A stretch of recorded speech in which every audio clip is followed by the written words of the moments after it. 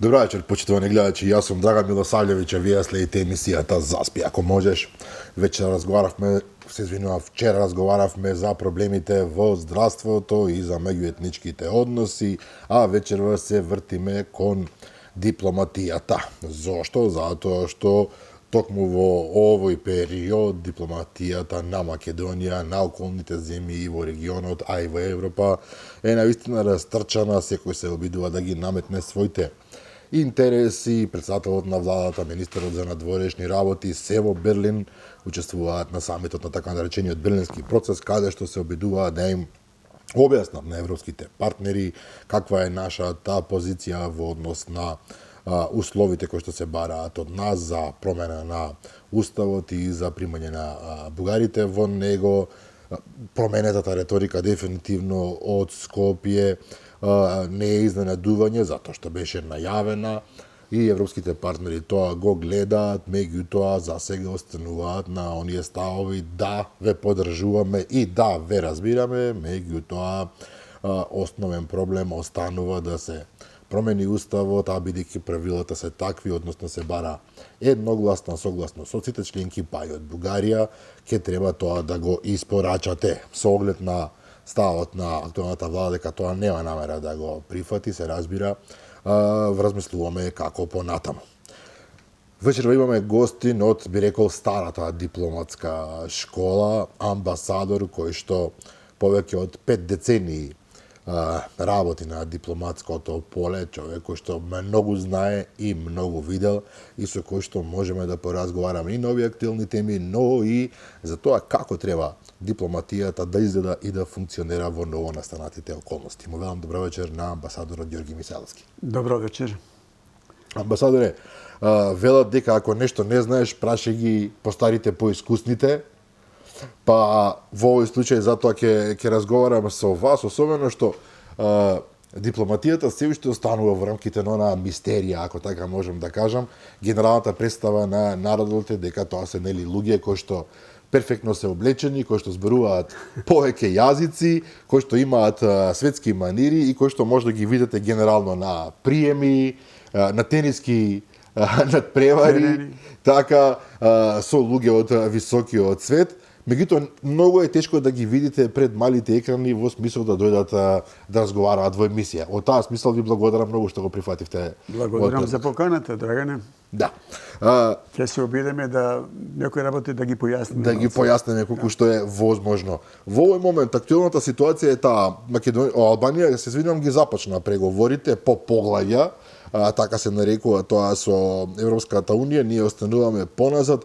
Фрапира во позитивна смисла изјавата на албанскиот премиер Еди Рама, кој што вели навистина сум тажен за нашите македонски браќи, и мене навистина ми е дури инспиративно начинот на тој на кој што овој ексцентричен човек зборува, затоа што зборува секогаш во некои параболи, во некои метафори, меѓутоа суштински се многу квалитетни. Вели дека ако некој заслужил преговори, тоа е Македонија и зборува дека проблемот со Бугарија е толку бесмислен што просто боде очи. Вели, знаете ли вие, сега го парафразирам буквално во таа смисла, оди, знаете ли вие дека многу луѓе во Албанија мислат дека Наполеон Бонапарт има албански корени. И сега што треба да правиме? Да ги расипеме односите со Франција, да го отвориме проблемот со Корзика, затоа што некој во Албанија мисли дека Наполеон е албанец. Значи, овој апсурден пример навистина покажува до кај сме дојдени, но и натаму пораките од, конкретно од Аналена Бербок, министерката за надворешни работи на Германија, се жалние, правилата се такви, додека не се променат, ќе мора да се почитуваат. Да. Па сега правила и правила треба да се почитуваат. Да би се почитувале правилата, треба да се биде внимателен оној момент кога се донесуваат актите за кои треба да се расправа билатерално или мултилатерално. Не постфестум да се реагира. Ние реагираме обично постфестум и тука шансите ни се многу намалени да ја објасниме нашата позиција. Мислим на кој пример сега да почнем да ви објаснувам ова. Ајде да почнем, пошто рековте малку ќе поразговараме и о старата дипломатска школа. Да, слободно. Да почнеме да кажеме од приемот на Република Македонија во Обединетите нации 93 година. 93 година. Мојата теза е дека после Берлинскиот зид makedonskиот естаблишмент политички сериозно не е разлика ситуацијата што ќе се случи во светот после Берлинскиот зид. Дали ќе дојде до распад на Југославија, што ќе се деси на Западниот Балкан, какви комбинации се можни да се сочува крепкиот мир после војните на територија на Југославија од 1991 година па до 1995 година. Ние тој датум Берлински зид па да го заборавиме, не го анализираме. А тој е за нас многу значаен. Тогаш требаше да се размислува. Ако дојде до распад Југославија, што правиме ние? Можеше да биде ангажирана и такозвана тајна дипломатија со поискусни македонски дипломатски кадрови кои во тоа време беа во Белград на високи позиции. Меѓу другото да ви кажам дека мојот начелник во трета управа во Белград беше човек Трајко Трајковски, кој беше последни југославенски амбасадор во Атина. Значи, човекот е професионален дипломат, службувал во повеќе европски држави, од Атина доваѓа и 1992 година, кога и македонската влада одлучи да ги повлече своите кадрови година дена после прогласување на независност на Република Македонија, ние уште бевме, не само ние, него и кадровите во сите други институции сојузни, значи тука полиција, безбедност, влада. Ние дојдоме во јуни 1992 година тотално неподготвени за ангажман тука, а остана најпозицираните остана во Белград. Тие не беа општо ангажирани.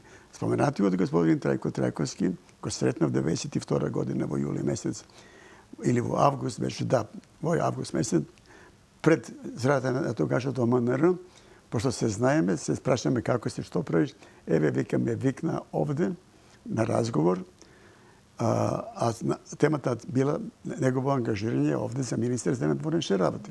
Вика, на ниедно моје прашање, на ниедно моје барање не ми одговорија. Они, значи, не беа спремни таков човек да ангажираат во тоа Министерство за надворешни работи, а тоа би било многу идеално би било тој да беше, бидејќи човекот најдобро ја познаваше Грција, најдобро ги познаваше македонско-грчките односи, меѓутоа нашата влада тогаш се одлучи за друг министер, за наш први министер кој да биде. Да не поменувам поголемите калибри, а најголемите калибри беше Лазар Мојсов. Сите, више да не повторувам, теза сите знаат веќе во Македонија зошто он тука не е дојден, заради некој недоразбирање на врвот на тогашно естаблисмент овде. Он да беше, да кажеме, он можеше да биде само председател на држава, друго за него би било ниско. Ситуацијата со приемот во Обединетите нации би била сосема друга. Човекот беше своевремено генерален секретар, така беше? Не, председавач на Генералното собрање. Али со огромни врски, со огромно реноме. Човек кој е вистина, јас сум у тоа време бил на работа таму, значи он импресионираше со своето знаење, со својата харизма и со својот углед во дипломатскиот свет.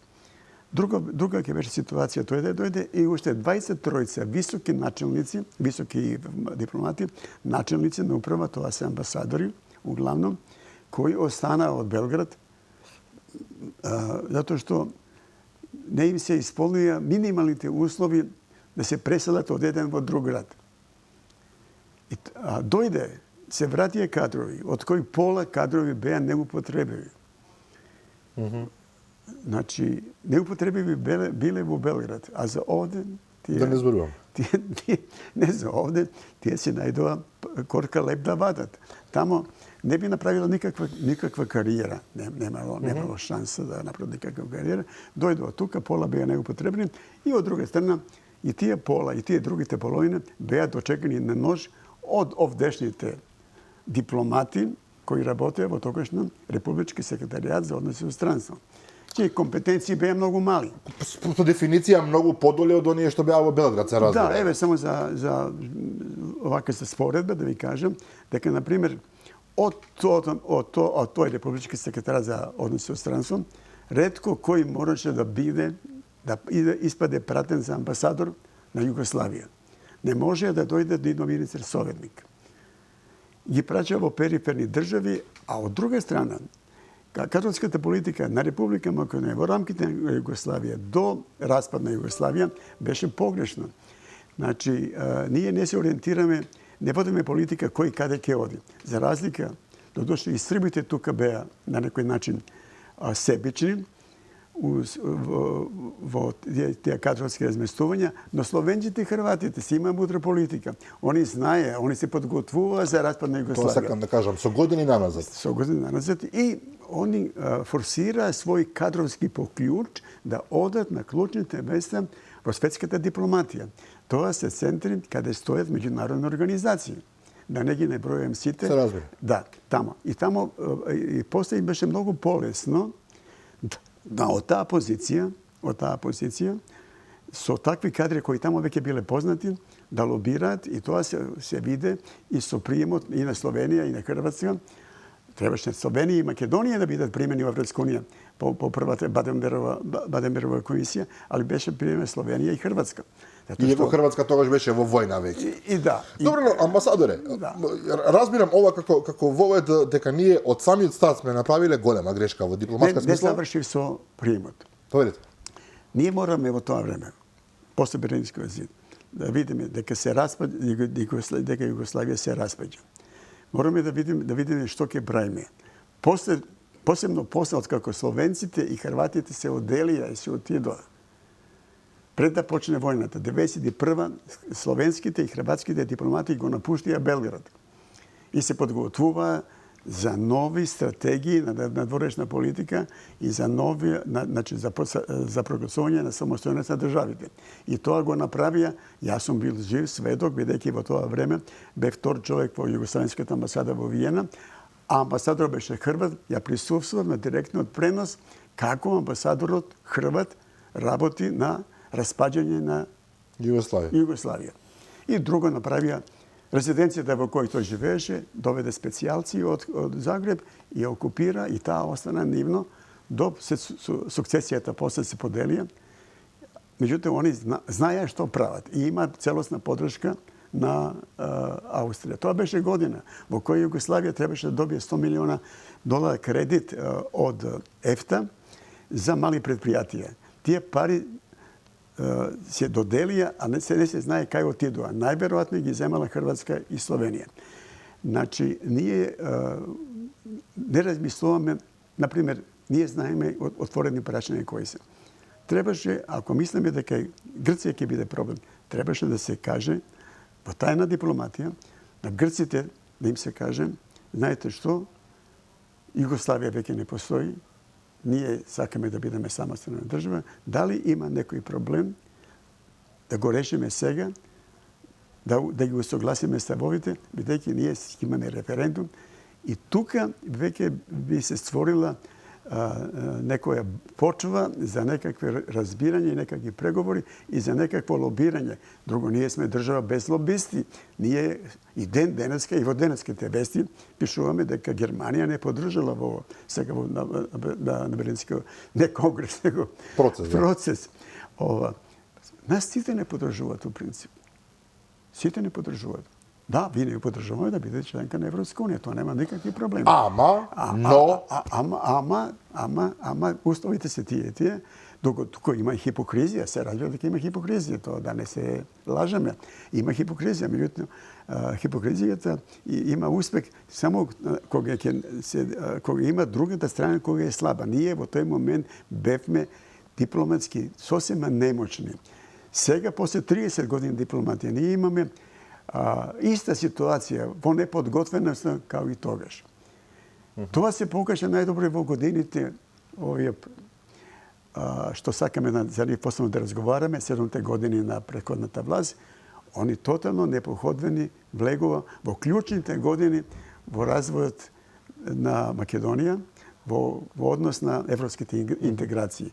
Приемот во НАТО е добро, меѓутоа приемот од НАТО не донесе никаков пострек да се решава другите проблеми.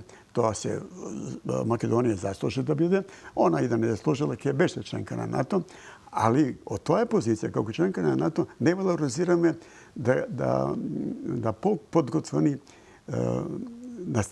настапуваме во правец на Европска унија. Тука направиме многу грешки. Амбасадоре, морам, навистина имам многу прашања од градацијата која што ја почнав од 89-та година практично до сега, меѓутоа чисто во овој аспект што го спомнавте, самиот рековте сега меѓу редови така излезе дека ние ќе влеземе во НАТО секако. Што ми е зборот? Неодамна го гледав интервјуто на филозофот Ферит Нухич, познатиот наш професор, кој што рече дека па да, се сменија околностите во светски рамки и веројатно, ако издржевме, Америка ќе најдеше начин да не внесе во НАТО, затоа што едноставно одговараше на геополитичкиот моментум и ќе не внесе. Сега, вие може да го кажете тоа, меѓутоа кога го кажува тоа професорот кој што беше меѓу првите што гласаа во собрание за промена на уставот и така натаму, помалку звучи, да не речам, лицемерно. Но навистина мислите, се согласувате дека всушност ако можевме 20 години да држиме, сега ова што би било, как би било се разбира, меѓутоа ако можевме повеќе од 20 години да држиме, и ако издржевме само уште неколку, навистина ќе влеземе во НАТО без да мораме да менуваме име? Па ќе влеземе сигурно во НАТО, тој е амерички интерес, а друго, ситуација, кризата, односно бомбардирањето на Југославија, 99-та година, логистичката помош наша на Република Македонија за тие акции беше голема. По некои извори, секако не можам сега да ги цитирам кои се точно, али тоа се точно, од генерали на една влијателна држава на НАТО ни рекле дека ние можеме да искористиме, да биде тоа наш услов, ние ќе го остапиме нашето небо, али тогаш приемот во НАТО ќе биде многу по едноставен. Едноставен, да. И тоа не го искористиме. Тоа беше многу важно да американците имат коридор, во случај да дојде до копнена интервенција, тогаш трупите мора да пристигнуваат и мора да се враќаат. Сега коридорот 8, затоа и сега актуелен. Тој коридор 8 не е правен у поранешна Југославија, затоа што Југославија имаше теза према Бугарија, према Варшавскиот уговор, не треба да има пруга. Туку треба да оди само од Белград кон Скопје и кон Атина. Не, ние затоа што се плашиме од интервенција и од Бугарија. Да. Значи таа пруга автоматски тенковите и муницијата може да биде против нас, практично. И затоа тоа е стопирано. Меѓутоа сега не е тоа сега не е важно. Сега е важно економски ефект. Кој ќе се вози со воз од овде до Софија кога има аутопат. Ако се работи за транспорт на сообщеnica на стоки, тогаш треба да имаме ние во Бургас своето пристаниште, да имаме толку прилив на увоз на расет, како се вика тој теретот што е руда и добро, минерали, минерали или цистерни да влечат. Патници нема да има. Ќе има само стока. Роба, да, стока. Дали да се исплати да се прави толкава инвестиција само за тоа, кога е поедноставно Солун да се направи, каде што и веќе постои и поблиску е. Сега не е политички проблем. Ние ќе направиме аутопат. И тоа е доволно. Сега НАТО бара да биде тоа. НАТО бара да биде тоа. Добро, во тој случај НАТО треба да каже, добро, тогаш и ние ќе помогнеме. Ќе помогнеме така, да. Тоа е. Добро, но амбасадоре, сакајќи не сакајќи, отворивте многу прашања од денешка. Ако одиме по некаква логика, ние 89-та година промашивме, како дипломатија македонска условно кажано и политика, дека дојде крајот на Советскиот сојуз и на Југославија. 92-93 промашивме дека треба брзо да се активираме, да ги повлечеме нашите дипломати кои што најдобро знаат што прават, да започнат веднаш преговори со Бугарија, тајна дипломатија како што нарекувате. 99-та година промашивме да го искористиме моментот кој што според мене беше суров нападот врз Југославија, меѓутоа она опортуност можно што се произјави ние не ја искористивме. И понатаму се повеќе и повеќе, се додека не дојдовме до оној момент кога една власт, една дипломатија конкретно на Зоран Заев одлучи дека ќе ги решава тие деценијски спорови со блицкриг условно кажано, заедно со Никола Димитров. Влегуваме во директни преговори со Грција, потоа и со Бугарија, бам-бам, прифаќаме све што ќе речете и еве ние направивме историски успех, што потоа се покажа дека не е баш успех. Како е возможно според вас, а сметам дека сте апсолутно адекватен да одговорите на ова прашање, да направиме толку многу грешки, никого не е амнестирам од цела приказна, како е возможно, ние сме имале кадри, како вас ве земам како пример, значи луѓе едуцирани, луѓе обучувани за тој вид на активности, кои што ги знаат сите нијанси на приказните, каде се влегува, како се влегува, што треба да се праша, и ние сето тоа го фрламе практично во воздух и тргнуваме како слепи кучиња во процес кој што не знаеме каде ќе не одведе. И потоа како што велите, постфестум нешто решаваме. Постфестум веќе умрел човекот, што ќе го лечиме? И го разбрав твоето прашање за сегашните последните 7 години, меѓутоа ако дозволиш, малку би почнал пред 30 години. Слободно. Со акцент на овие 7 години. Значи, грешките се правени од почетокот. Не се грешките од 2017 година. Добро. Се правени од почетокот. Например, декларацијата подпишана 99 година содржи елементи кои го содржи и договорот за пријателство со Бугарија. Имаше точки кои се за нас тотално неприфатливи.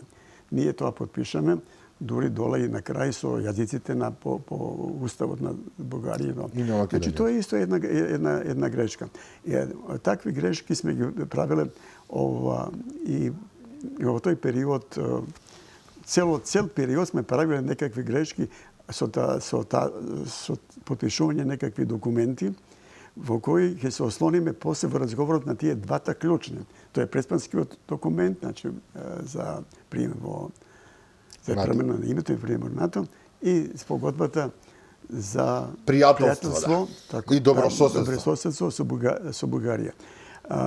Ние сме држава во која не можеме само да се жалиме на хипокризијата од Европска унија, која постои. Ние сме правиле грешки натре, кои влијаеле директно на нашата дипломатска немоќ. Ако вие во една држава системот, ајде сега да не одиме на тие тривијални криминали, корупција, непотизам, ние сме имале етнички недоразбирања во водењето на външна политика.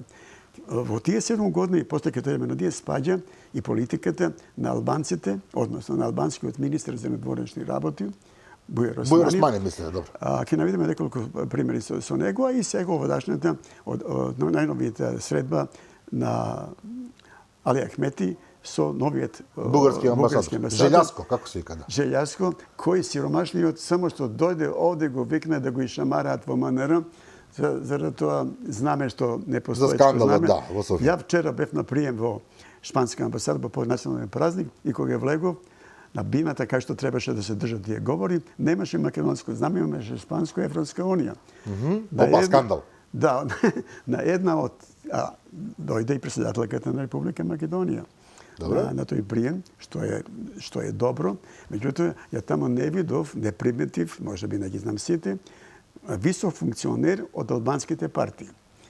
Шпанија не го признава Косово. Мислите дека врз база на тоа тие реагираат така? Да, која друга реакција може да биде?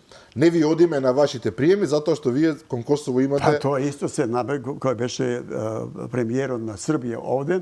Никој не се појави, албанските министри. Не се појавија никаде, ни во разговори, ни во почасната ова. Се тука сакам да ја прашам. И србите се разбира, и шпанците сето тоа го забележуваат. Нема шанса да не го забележат. Како не забележуваат? И таа порака во некоја дипломатска смисла, како се толкува, како непријателство, како... Какво е влијанието што го има, сакам да кажам... Ова геополитичка поделба нова што се очекува, а сигурно ќе дојде до тоа, веќе државите се стават во некои канали, колосеци, каде припаѓаат. И се бележи. Ние, не знам дали, па сигурно знаат, ама секој чекор у Македонија, дипломатите од сите држави овде, поготово тие најважните, водат сметка за се.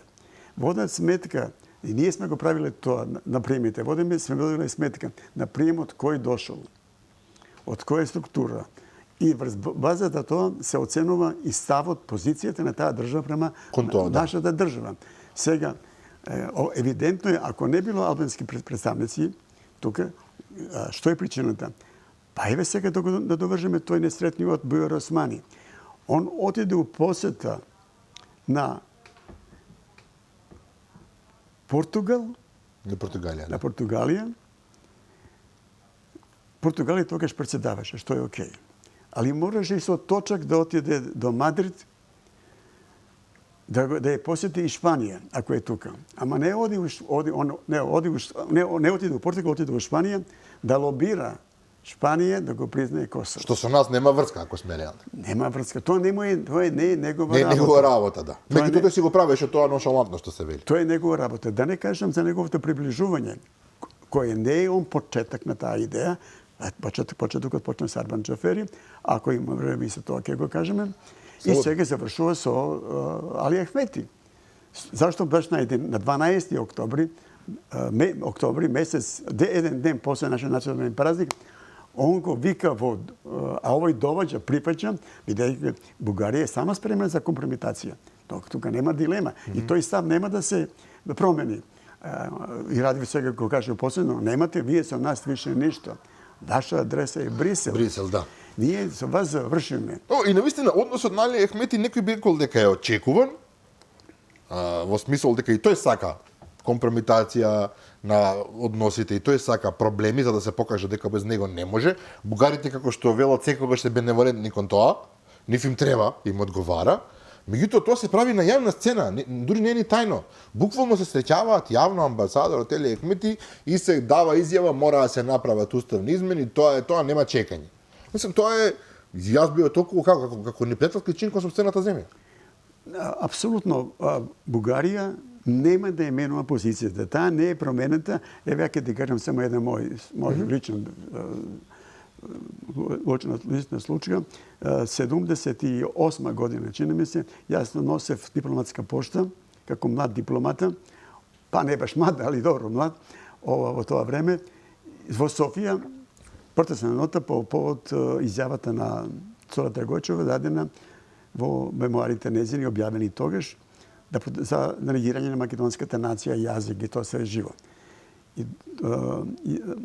Доваѓаме во истата зграда во која е сега Министерството за внатрешни работи, со амбасадорот, влегуваме кај висок функционер, стоиме, држиме, обича се држи во папка нотата. Добро. И треба да ја предадеме. Господинот рече, знаеме што има во нотата, содржина што е, знаеме зошто доваѓате, нема да ја примиме, али ќе го известиме нашето руководство. Тоа се случи и овде после 50 години, скоро, и овде, кога дојде кога го викна бугарскиот амбасадор, Тимчо Муцунски, да. И тој одби да ја прими нотата, исто така. Прво Муцунски не го прими, што требаше да го прими, Да. а го прими многу низок директор на дирекција Така е. за европски држави, веројатно, и он не прими нотата, протестната нота. Значи, бугарите не променили ништо во својот став. Они има таа позиција и таа позиција е зацементирана. Да. Меѓутоа морам да ве прашам. Вие зборувате сега за 50 години разлика, речи си 50. Јас сум роден нешто подоцна од тоа, кога вие сте ја носиле таа дипломатска нота, чисто сакам да биде забележено. Значи, поради мемуарите на Цола Драгојчева. Да. Значи мемуарите, која во тоа време веќе не е, претпоставувам. А ова се договори. Да. Ратификуван. Да, ратификуван. Во тоа време Цола Драгојчева веќе пишува мемуари, значи веќе не е на активна служба, така? Не. Да. Активна пензионерка. Пензионерка. Значи, поради нејзини мемуари, Југославија нашла за сходно да испрати дипломатска нота во Бугарија да каже дека не се согласува со ова. Да. Јас мислам дека во денешниот момент, зборувам во чисто ова не дека е југословенфилство, како би го нарекол тоа југофилство или нешто, него чисто разликата во моќта веројатно, јас мислам дека кај нас не се реагира за изјави директни навредливи од луѓе кои што се активни во политиката на врвни прашања, а камоли за некакви мемуари на некој поранешен службеник. Тогаш Југославија нашла за сходно да носи дипломатска нота и да влегува во конфликт поради мемуари. Ова сакам да се забележи. Ова е фрапантно за мене. Во однос на односите со Бугарија, да не влегуваме сега во тие содржини и стручни, со кои ти секој ден разговараш со експерти, да одиме више од дипломатскиот аспект. Повелете. Да поразговараме. Значи, ние сме хендикипирани однос на Бугарија. Бугарската дипломатија во однос на нашата е небо и земја. Толку се помогни од нас, сметате?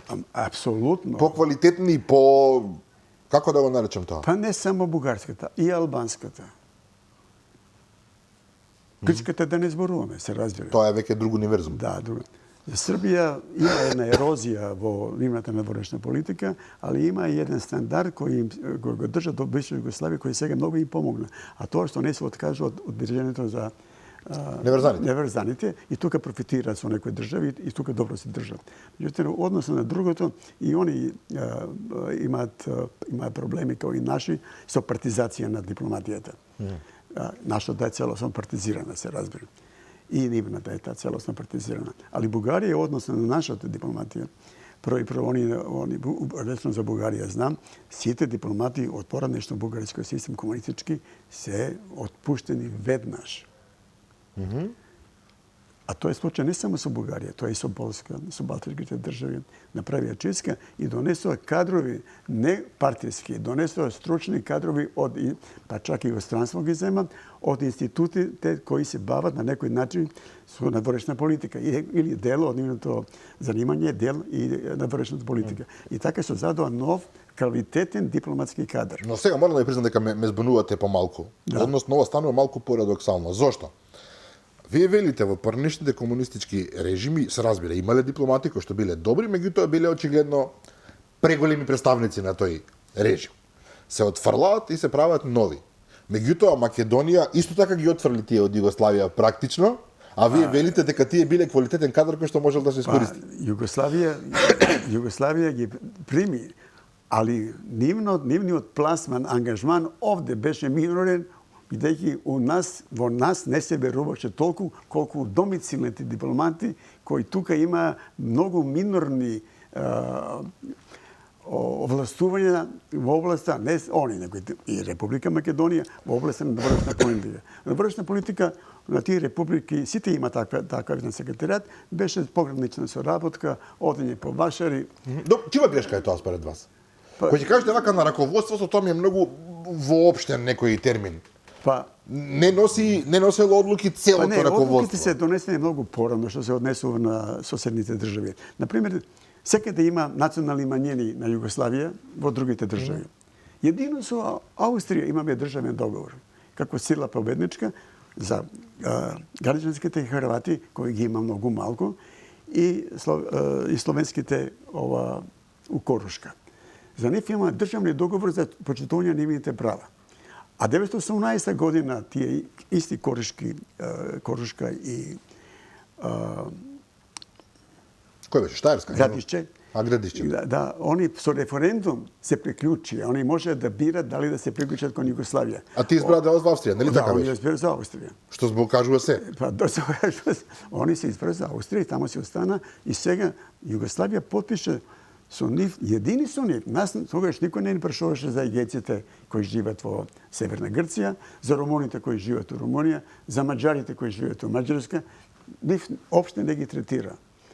И овој пример што го наведов јас за носење на меморандум за процесна нота за Цола Драгојчева, и таа политика беше инцидентна. Тоа не беше перманентна политика. Него ако дојде до некој екцидент, изјава од бугарското раководство, ако дојде до некои такви недоразбирања, тогаш немаше перманентна политика да се води сметка за тие национални мањини.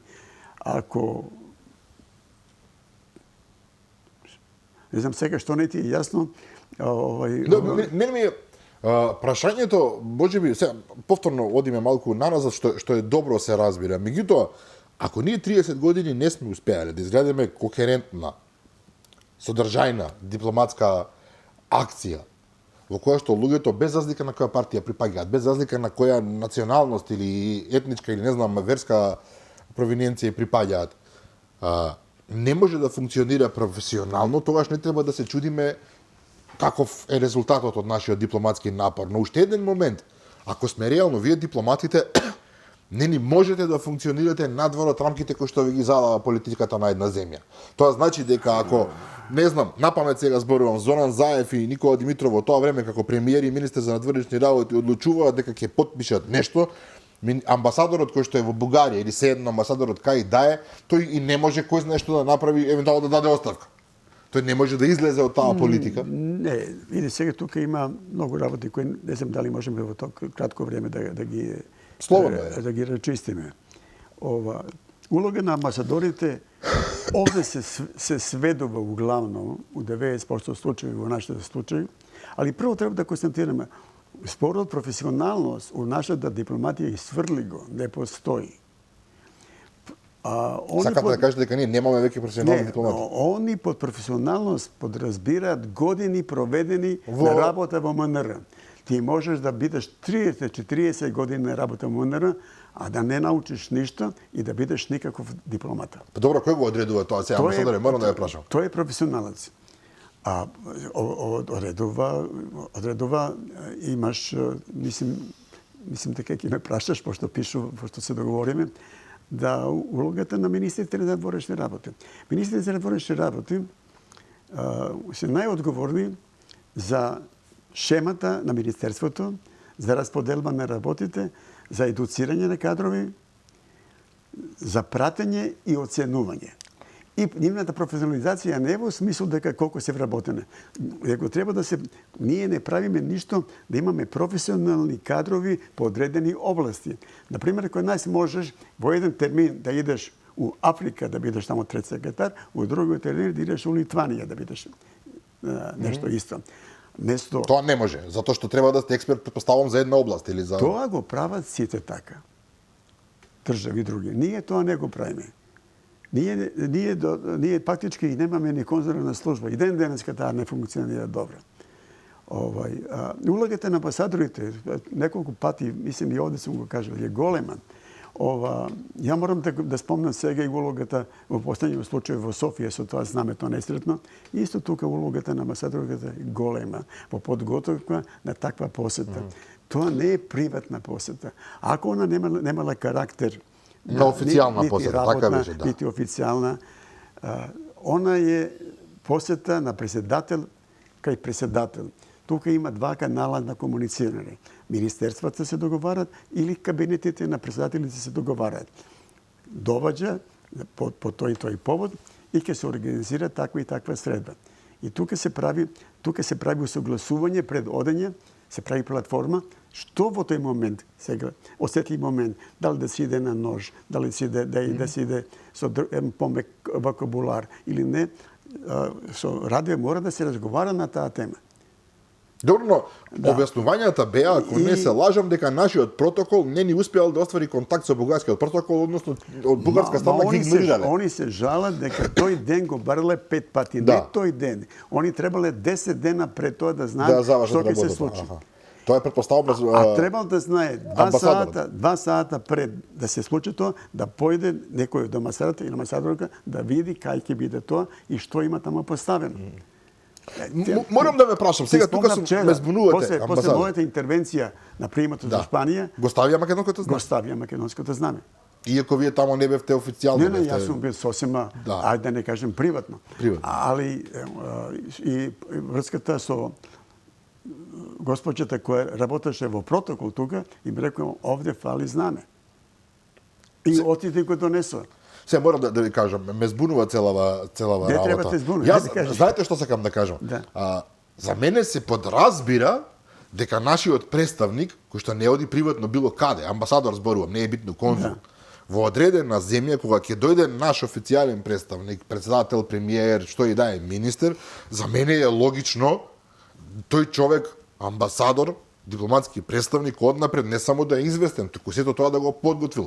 Како ќе се дојде, кај ќе се оди, што ќе се прави, што ќе се каже, каде, знамето. Мислам дека тоа, зарем тоа нема и работата, зарем тоа не е основната, една од основните активности што ги треба. Мораме да го потенцираме. Ние обично реагираме наша дипломатија посвесно. Тоа го кажавте веќе еднаш како така? Реакцијата е наша. Ајде, skandal. Не е тоа скандал, недоразбирање ако знамето. Меѓутоа, после доваѓа до лошата работа. Нашата реакција на тоа. Нашата реакција што беше?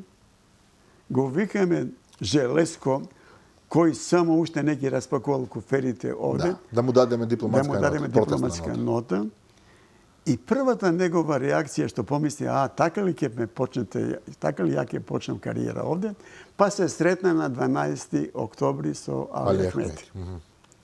Значи, двострука иритирање на нашата политичка... Сака да кажете дека тоа на бугарскиот дипломат му е пресметана работа? Па нормално. Зашто баш на 12 на денот после тоа? Кога ние го славиме првата пушка, отпорот, револуцијата против бугарската окупација пред 80 години. Уште треба на 3 март едната година, кога Бугарија слави национален празник, да му отиде Али Ахмети таму да му честита и да... Сан Стефанска Бугарија. А тоа приближување помеѓу, да кажеме, условно речено, Косово и Тирана и Тетово кон Бугарија не е ништо ново. Па е добро и тоа си има своја историја ако сме реални. Одавно се почна, а највидливо беше во времето на министрувањето на Бујар Османи. Он очигледно се стави на страна на... Во спорот сега зборуваме за името, на нивна страна. На бугарска страна смятате, да. Добро, меѓутоа тој вешто тоа го оправдуваше со високи цели, со национален интерес кој што ние како граѓани не го разбираме, дека нас практично не ни е јасно што тој всушност прави, па затоа сме наивни во целата работа, дипломатската мисија е поинаква и така натаму, што се покажа на крајот на кристата колку бугарската дипломатија е расположена кон нас и со овие последни реакции и тоа што допрва ќе го очекуваме, меѓутоа она што сакам повторно да ве вратам, деталите. Да. Вие вешто ги забележувате се разбира деталите. Датумите на кои што се појавува одреден човек на одредено место за среќава, знамења и така натаму. Не сакам повторно да напаѓам, но заради македонската дипломатија немаше време, макар во овие 30 години, да ги научи сите овие работи. Сега, не ќе да обвинуваме, навистина, но вие велите, рековте, постои човек, не конкретен човек, туку како форма, постои човек што може би 20-30 години е во македонската дипломатија, во манера, веројатно оди лево-десно, ја представува Македонија, а всушност е бос дипломатски. Па како е возможно сега во Кина да отидете за 30 години, ќе научите кинески и ќе ги научите сите правила на живот таму?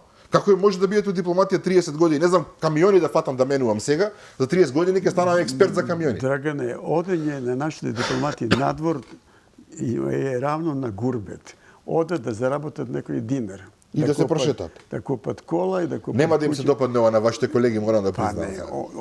Тоа Министерство за надворешни работи е автобуска или железничка станица во некој локален мал град, во кој има чекална и они чекат воз кој ќе ја однесе негде на некој дипломатско место. Таму да поседат 4 години, најдобро не работејќи, бидејќи ако работат ќе грешат и грешат, ако не работиш ќе те заборават таму дека постоиш. И тоа е најдобро значи. И тоа е најдобро. Да ве заборават, да. Да те заборават и ќе останеш може и 5 години. Ако е сега е по 2 години, али останува сите 4 години, а некои 5 години, некои и повеќе. Ако имаат малку среќа. Да. Друго, сега доваѓаме до прашањето едукација.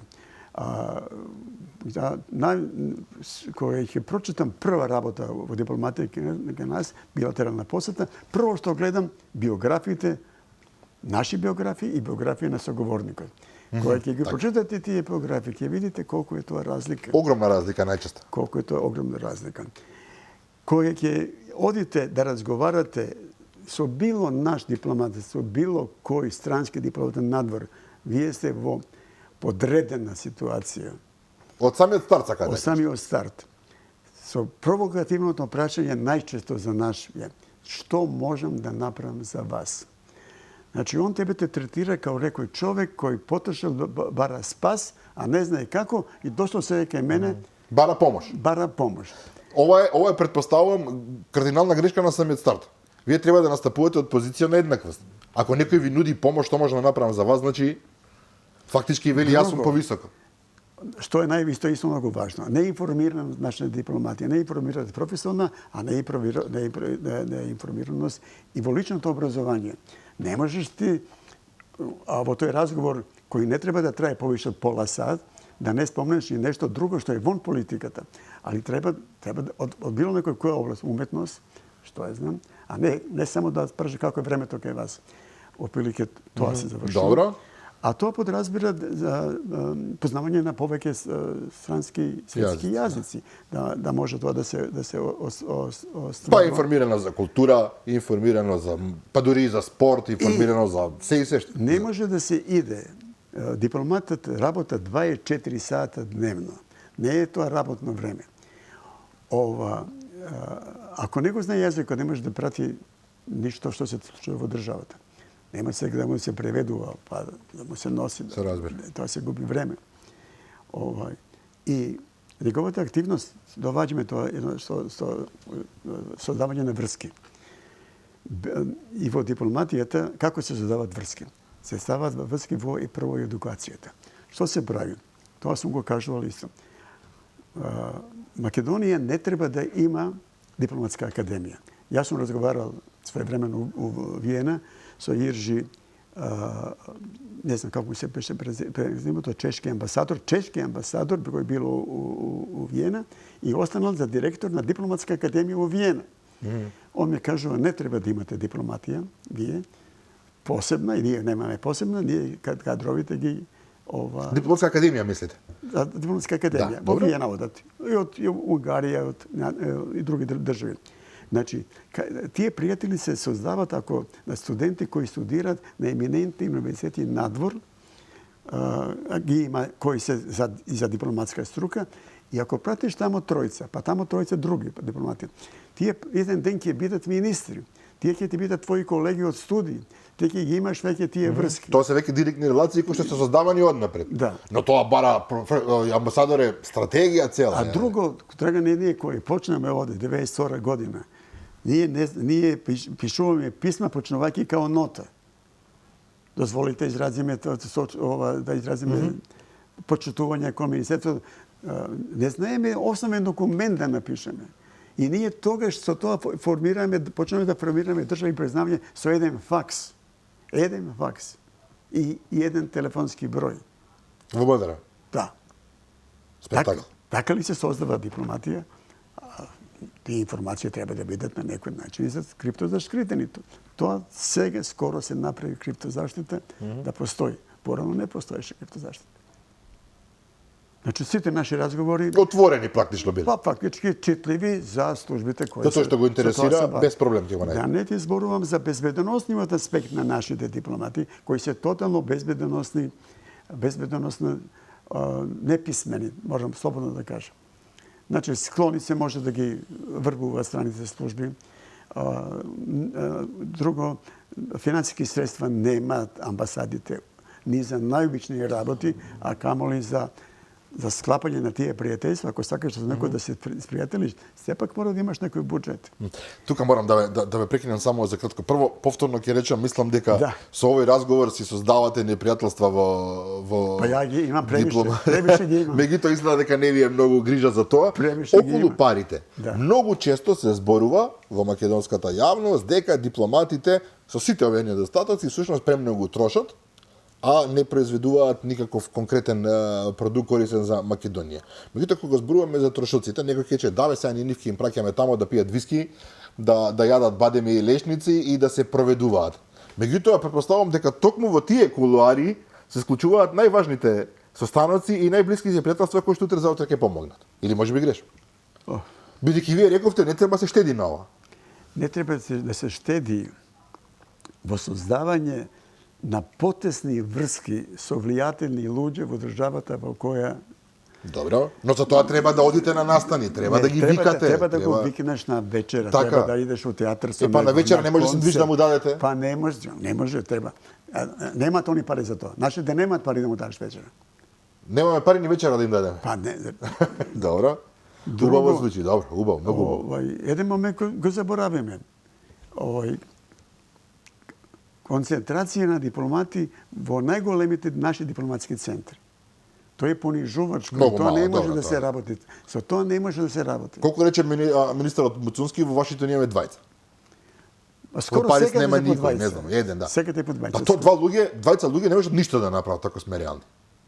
Обично е амбасадорот и не знам, секретар некој со него или нешто така. Друго, амбасадорското место во Њујорк, во мисијата, е најзначајно место од сите амбасадори, бидејќи тој има единствена можност во текот на денот да се сретне со колку сака амбасадори. Цел свет е тамо, да. Цел свет е тамо. Имаат заедна менза, да кажем, ресторан кај што јадат. Тука се сречаваат са бајле кога земаат пошта. Они се таа можност не се користи. Добро, Фрчковски сигурно не искористи, меѓутоа генерално мислите? Па Фрчковски апсолутно не искористи. Има и анекдота и за еден друг министер кој шоферот негов го е земал поштата, а они мислеле дека е амбасадор и му се обратиле као амбасадори. Супер, одлично, да. На човекот шофер бил. Да. Добро, сега да не ги спомнувам имињата. А за Фрчковска исто имаше и такви руморси што се вика дека слабо и оделма на тие сесии и во тој секретаријата. Добро, овдека ме интересира, би ти го спомнавте Њујорк.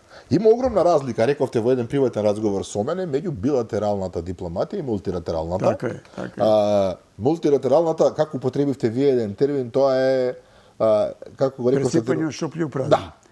Така српски израз, од шуплја во празно, значи прилика да си кажеме по нешто. Значи клучот е во билатералната. Еве што е работава. Ние во нашето незнаење тоа не го знаеме. На почетокот кога требаше да се формира, да се приме Македонија во општеството на држави, многу важно беше да имаме во мултилатералата јак центар дипломатски во Њујорк.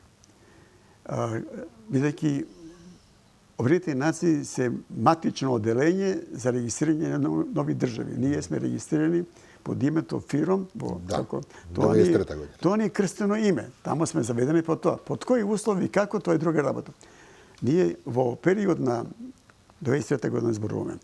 Министер за внатрешни работи, првиот беше Малевски, он беше после амбасадор. Со тоа почна една неславна традиција да до сега 5 наши министри за внатрешни работи прво биле министри и после станувале амбасадори. Тоа не е природно, сметате? Не, тоа е неприродно. Опредно треба да биде. Првин да бидете амбасадор па министр. Па да. Мислам, ова е дипломатска логика, да. Тоа само значи ова е наш ексклузивен некој... Ексклузивен, и тоа сме го патентирали, веројатно сме земале некои пари за тој патент. Да ги учиме другите како треба. 5 наши бивши министри, потоа стануваат амбасадори. Всушност како се вика тоа, ги прехрануваме во наредниот период. Друго, еден вец од моје време, за кадровите околу амбасадорот. Амбасадорот и не сака да има околу себе квалитетни кадри. Зошто? Ево, зашто еден да кажем, една анекдота. Еден амбасадор во Белград, в разговор со наш млади дипломати се жали, вика каква е ова кадровска политика на овој СИП, кога ми пратиле човек у Мароко или у Тунис, сега не е битно, кој вика не иде у лов, не пие виски, не се коцка, не игра тенис и не пие виски, што да правим јас со него? Да, неупотреблив е. Таков кадар не ми треба. Што да го правим со него? Интересно. И овде и кај нас има а обично во западниот свет, другиот човек е тежок професионалец. Првите амбасадори, например во америчката администрација, првите амбасадори се политички амбасадори, а вториот тој е... Кој што е вистинскиот, вршаш на работата. Ама за онаа работа за која ние малку знаеме, за која потужуваме дека има влијание те на таа служба. Сега зборуваме служба за безбедност. Одлично, да. Тоа има основна функција. Така да едукација на кадровите почнува во Министерството за внатрешни работи, али пред тоа селекцијата на приемот треба да биде таква и долгорочна политика на испраќање на кадрови надвор да се школуваат, да дојдат после и да ги завземат тие позиции за кои се школовани. Тоа ние не го правиме. Овде нашите нови дипломати нема кој да ги учи. Ова е системски проблем. Ова не е Сега, партија тоа до партија. Муцунски не може да направи за 100 дена. Добро, тоа сакав да кажам, бидејќи сосема сме на крајот на емисијата, наистина брзо поменува времето. Тимчо Муцунски како министер и премиерот се растрчани нонстоп низ светот, одат, бараат, прават разговори, председателката се појавува лево и десно разговараат. Меѓутоа, во дипломатијата 100 дена, 200 дена, тоа е ништо, тоа е едно добро утро практично. Не, Муцунски наследил катастрофална ситуација во тоа министерство кадровска, меѓуљудски односи. Добро, ова потребно да се знае. Да, тоа. Сака да кажете таму тоа раскарани се сите? Сите се Они тврдат дека сите раскарани. Добро. И нивниот синдикат има 2 синдиката и тие се раскарани. Значи сите знаат дека се партизирани 100%. Дека праќаат Па добро, имавме примери за обиди да се праќа, не знам, девојка која што има нула искуство. Водителка која што потоа ја праќа во Германија по секоја цена, претходно сакаа во Њујорк. Иако нема причина да оди. Мислам, освен нечија желба, еве да речеме, да испрати. Само како пример. Тука доаѓаме на едно осетливо прашање, тоа е кабинетот на министрот за надворешни работи и опште кабинетите на нашите функционери. Но тој се емоќен практично во МНР, така? Министерот е се емоќен. Министерот е семоќен, да, министерот е семоќен и во нашиот случај министерот нема контакти со носителите на работата. Тоа се така наречени колегиуми на кои се разговара за некои прашања. Министерот Османи неколку пати изјавуваше нашиот тим во преговорите со Бугарија, нашиот тим од МНР, ниеднаш не кажа кој е тоа тим. Да видиме кои од тие луѓе биле во тој тим во кој се разговарало за подпишување на... Дека ќе бидам дрзок да прашам, па постоел ли воопшто тој тим? Ја мислам дека не постои. Тоа само како израз, нашиот тим работеше? Да, ја мислам дека не постои. Неговиот тим го следел на неговиот кабинет. Тоа се 2-3 луѓе од доверба и тоа е тоа. Кажи го, а тој тим треба да биде компетентен не само со луѓе од МНР. Ако станува збор за вакви договори, како што е со осетливи, како што беше Преспански договор, двата договора се штетни за Македонија, штетни. Начин на кој тоа ќе се избегне, Мицкоски сега и Муцунски бараат решение, не го кажуваат со причина, не го кажуваат одма, лобираат, нема фидбек да кажат од Европска унија да ние ќе се потрудиме да биде да се надмине, него ние ви поддржуваме. Ние ви поддржуваме што? Ние поддржуваме вашите напори да ги прифатите условите кои ви се наметнати. Па тоа ако сме реални не е поддржување сега, тоа е не е фраза, ништо повеќе. И јас тебе те поддржувам да бидеш директор на оваа фирма, да, супер. Али што ја можам да направам за тебе да бидеш директор. Ако ништо не направите, супер, поддржувајте, да. Добро, но и ако се сеќавам добро со Грција, тогаш своевремено имаше некаква информација дека од грчка страна во Преспанскиот договор чествувале десетици луѓе.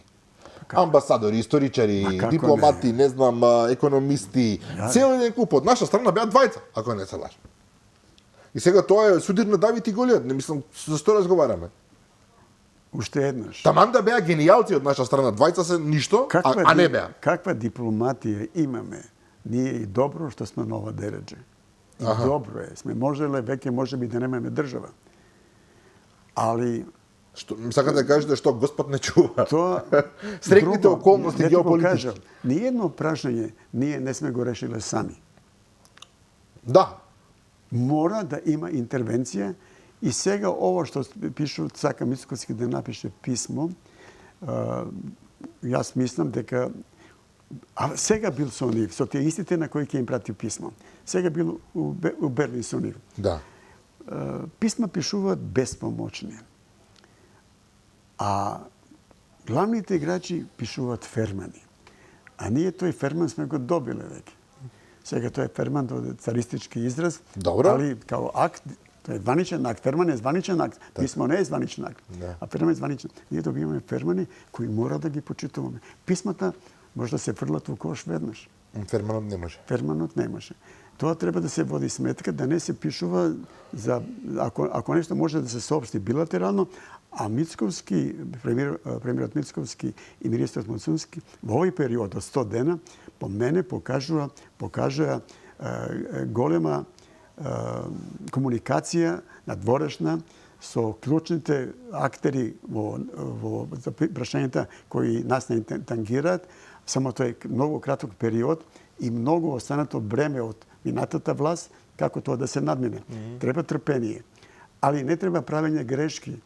И тие грешките, да бидат меки грешки, може дозволено е, али големи грешки не смеат да се прават повеќе. Ние немаме право, малите држави немаат право на грешки. Така. Ѓорѓе Мисаловски, многогодишен амбасадор на Македонија и во паралелна Југославија, ви благодарам за овој исцрпен разговор. Мислам дека успеавме да дадеме еден облик, условно кажано, на тоа. Не сум сигурен дека дадоме баш се. Има тука и уште многу работи. Се разбира, имаме и можност. За една емисија, мислам дека и повеќе го исполнивме просторот со квалитетна содржина. Јас се надевам дека гледачите се задоволни колку и јас. Ви благодарам уште еднаш за гостувањето. Благодарам на поканата. Ви стојам на располагање и наредни пат за вакви теми или слични теми. Ке имаме во предвид. Почитувани гледачи, ете ви реков, старата школа знае многу работи, ако не ги искористиме, тоа си е наш проблем. Утре во 15 часот репризите издание на оваа емисија, а јас ви се кажувам нова средба со мене и со нови гости утре вечер во 22:30. До тогаш пријатно.